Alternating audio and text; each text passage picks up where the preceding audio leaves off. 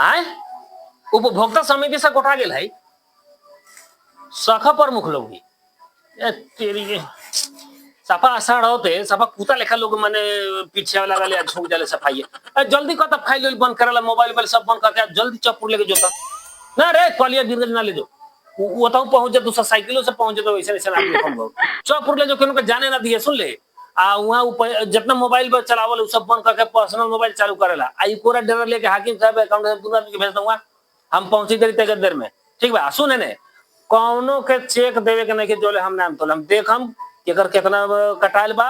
आ उ कितना हमरा के दे सकेदा दी तो दी या ना तो चेक जहां के तहीं रह जाए ठीक बा जल्दी चल हम आओ चली ला ओके नमस्ते मेयर साहब। नमस्कार नमस्कार कथी बात है का व्यस्त बाड़ी के बाड़ी रघु जी अपने तू कौन कौन रघुआ जनता जनार्दन अपने फोटो में तो एवे करी ले आन चिन्ह लेना समय पर मिठाई न खिया वही बड़ी इतना बड़का काम कैली है ए तो जीतले उसी पर मिठाई बाटले ना रही गोरिया के लिए थारवा तो कर मिठाई न खिया ए महाराज उतना मिठाई खियान तो पूरा नगर पालिका भर के लोग के हमरा खियावे पड़ी तो फिर शपथ चुनावे लड़ल बराबर हो जाए अगर खिया मुआम तो माने मिठाई न खियाएम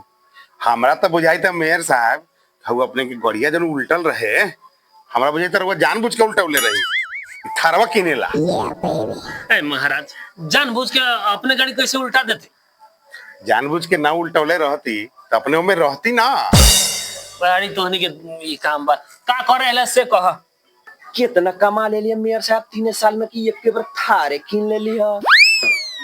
ए बुझाई दे कि हमरा लंग संपत्ति ना है हम गरीब बड़ी है हमरा ढेवा कौड़ी ना है हमरा बहुत है हम किन ले बाड़ी कथी कथी कमा के बुझाई तरह जे एथी दो कथी दो धने संपत्ति रहे तो इतना दिन से न किन ली आ जीतला के बाद 3 साल में कैसे किन ले ली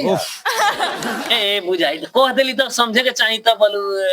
बात के बतंगड़ बनले बाड़ी किस्ता पर ले ली है हमरा लगे जोन पैसा रहे तो बुझा देली और किस्ता पर ले ली है किस्ता पर तो ले ली है लेकिन किस्ता भरम कहाँ से तलब से तो पूरी ना ए मार दे तोरा खाली तलबे है हमरा शहरवा में घरवा एगो जोन हाकिम के बखरा रखले पड़ी है 30,000 के महीना ली लई अपने घरवा अपने भाड़ा में सुन ल आ ओमे हाकिम रहो चाहे ना रहो ओकर 30,000 भेलई आ थारवा लेले बड़ी तो भाड़ा में लगा लेले बड़ी पलकवे के 80-60,000 70,000 यही लेखा भेल है बात तो उ भेलई आ तनी मनी तालाबों में से मिला देबै त ना हो जाता बुझाई तर ढेवे ना है ये कहै तरह गाड़ी तो बहुत रलक मेयर साहब लेकिन ये थार काहे किन ली है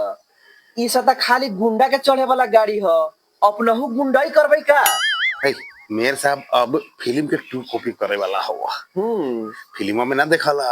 एगो थारा पे 4 गो गुंडावा रहल या हीरोइनिया के पीछा करी रहल मेरो साहब बुझाई तो लड़की छेड़तवा का ए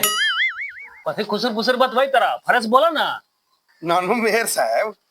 हम तो देखते रही अपने के क्रियाकलाप आ एक क्रियाकलाप से रहुआ अपने कहियो जीतम ना तो अपना बुझाई था अपने फिल्में उल्मे खेल लो वही से थार ले ली ला सारा के टाइम हमरा अपने टाइम नहीं खेलन जाई तरी माने हाकिम अकाउंटेंट चल गेलो चपुर ओरी त जाई तरी तू आगे बीच में लगला खाई गेला है गुंडई का हम उम्र है गुंडई करे के अब आ फिल्म में जब हम लड़की सब के पीछा करे ननु मेयर साहब वो काम से आ रही है अब बातवा याद पड़ गया त ई बातवा कह दिलिए दुख ना माने मेयर साहब हमनी के जाए के बाद दार्जिलिंग घूमे तो हमनी कहली है भेंट करे ये बताओ कहेला तनी 70-75 लीटर तेल देना दिया और जुगाड़ हो गेल बा हमनी के पार्टनर सगे तो वो मदद हो जाई तो जय जय हो जाई हमनियों का ई बात पहले ना कहे छै या के सारा चिको देला जे गुंडा या कथि कथि बक देला कई तरह जे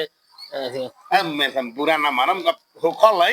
जा लोगवा से कहै थी तोने बतनु कहली है तू जा उ तेल टंकी पर ठीक बा हां हम फोन कर दई तारी तोनी के तेल मिल जाई माने ई शिकायत उकायत ना करिए के ना ना ना आप जय जय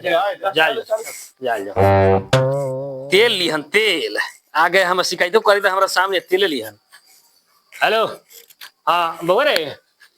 आधा घंटा ला सुन ले उ तेलवा जो नापल जो टंकी एथिया रहल नापे वाला मशीनवा ओ पर चटी ओढ़ावत आधा घंटा ला ए मर तू ओढ़ाव ना जितना लोग आई नु तो कह दी जे तेलोरी आ गया